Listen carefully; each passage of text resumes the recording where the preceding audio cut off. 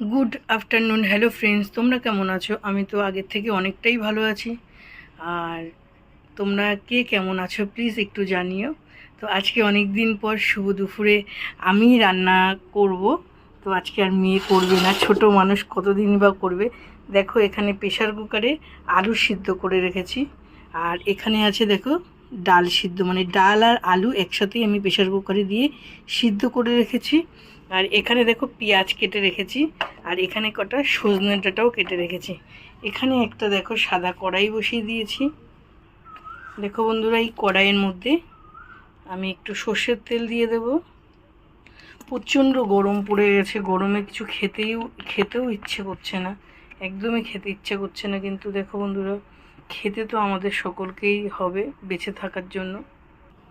দেখো সর্ষের তেলটা মোটামুটি গরমও হয়ে গেছে। এখানে দেখো আমি 5-6টা শুকনো লঙ্কা ফোড়ন দিয়ে দিলাম।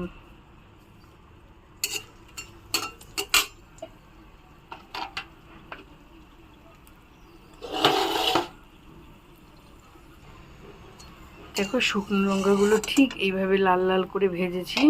এখানে যে আমি আলু সিদ্ধ করে রেখেছি তার মধ্যে এই শুকনো লঙ্কা ভাজাটাও আমি তুলে দিলাম। এবার এখানে দেখো কিছুটা পেঁয়াজ কেটে রেখেছি, যে কিছুটা পেঁয়াজ এখানে পরে যাব। পেঁয়াজ এখানে ভেজে নেব লাল লাল করে।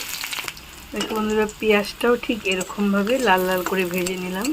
এবার এই পেঁয়াজটাকেও কিন্তু দেখো এখানে আলু সিদ্ধ আর শুকনো লঙ্কা ভাজা আর তার সাথে এই পেঁয়াজটাও আমি এর মধ্যে দিয়ে রেডি করে রাখবো।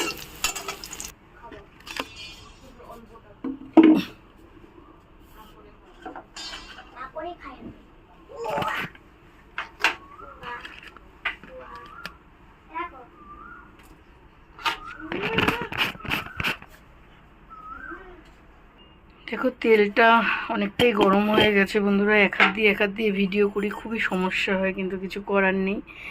আর এখানে একটু সাদা জিরে ফোড়ন দিয়ে দিলাম।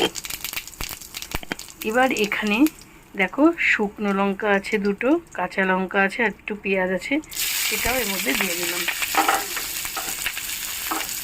এবার সুন্দর করে এটা ভেজে নেব। ঠিক এরকম অবস্থায় এখানে সজনে ডাঁটা কেটে রেখেছিলাম, ওটা দিয়ে দেব।